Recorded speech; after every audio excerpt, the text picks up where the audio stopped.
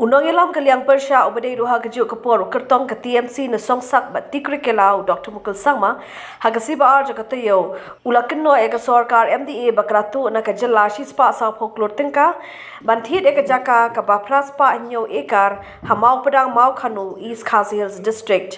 Habai Grand Bikla Patai Kuboru Dr. Mukul Ulakot eka Sorkar MDA da Meghalaya Deceitful Alliance kabla thok ekinong syong shnong kamau padang Mawkhanu da kabathiet pateng eka Jaka hakador kaba prapusan dengka square feet kabla kot chaka arspa khandai pra Klur khandai pra lak Tyngka kadba kador shisha jong ka Jaka na kinong syong shnong kadai hakador kaba saubusan dengka square feet kabadai ban kot shispa san pra Klur arpa pra lak Tyngka Dr. Mukul ula kadoru bayakan eka rai la rai daga Kynnoh menteri haga sautrik urisau ahaja arpaway berkumta menteri rangba katanat pendroi sor berki menteri katanat disaster management kidon benta lembantu na kejala shispa sau Klur Tyngka. Now, another important part is that the onus of responsibility lies on the government to take cognizance of any instances of grievances involving people, any instances pertaining to alleged irregularities or alleged corruptions. Because the onus of responsibility of protecting the interests of the state supersedes everything else, in as far as the responsibility of the government is concerned. You'll appreciate the fact that we have been trying to draw the attention of the government on a number of counts to ensure that the government take cognizance of various instances, multiple instances of alleged irregularities and alleged corruptions across all sectors. And the government has been always found to be prompt in being in a denial mode for the reasons best known to them. And we have a deep concern that today the responsibility to protect the interests of the state is found to be not the concern of the government. The government seems to be acting, the people in government rather, I must say. We go by the spirit of collective responsibility. Therefore, the people in government have to share the responsibility of protecting the interests of the state.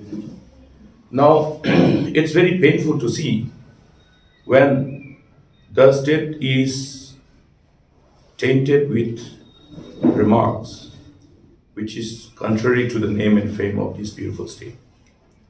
Today, the state government of Meghalaya has created a very unhealthy precedent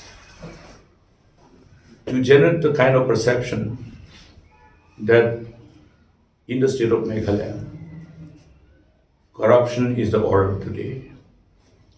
And it's very painful because all our forefathers, all those founding leaders of the state have made their best efforts to ensure that the state remains glued to the interests of the people and is known as a state which maintains its fiscal discipline and remains a state responsive to the needs and aspirations of the people. I salute those leaders. But today, I would like to bring to the notice of everyone about another glaring instance of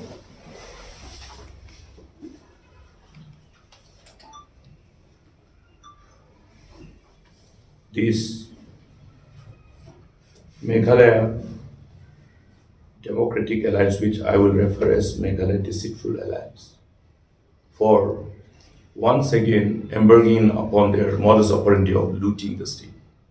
This time, by engaging in purchase of a land,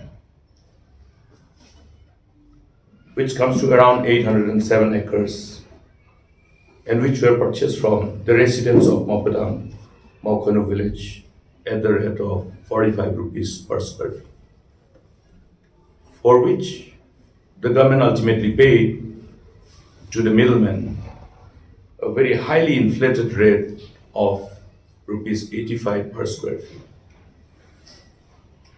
Meaning the government has embarked upon this modus operandi to have their middlemen purchase the land, duping the landowners, innocent villagers, at a throwaway price of rupees 45 and made a payment of rupees 85 per square feet to their middlemen. If you look at the modus operandi of this government, one after another, everywhere they have engaged in all acts to rob the state, to satisfy their swelling greed at the cost of the state. In the instant case, if you look at the rate at which they have bought this land and decided to pay at an inflated price of rupees 85 was decided upon by the cabinet on the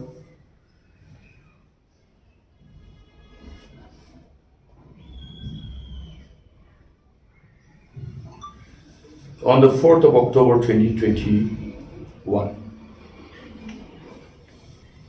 This is the cabinet, this is the letter by the Urban Affairs, Department of Urban Affairs, Government of Meghalaya, which has communicated the decision of the cabinet approving the purchase of land at a highly inflated rate of 85 rupees per square feet for total of 807 acres of land. Now, if you look at this decision, now you cannot particularly allege only one particular department. The whole decision has been taken by the cabinet. You are well aware of the fact that there are ministers who, as per the rules of executive business, have the honors of responsibility in approving various proposals of their respective departments. The respective portfolios allocated to the respective ministers. So, therefore, the minister in charge of urban affairs have piloted this program, this proposal, and appropriately approved by the Department of Revenue and Disaster Management. And any cabinet decision that is to be considered in as far as the proposals of various departments are concerned, the cabinet items are all approved by the Chief Minister.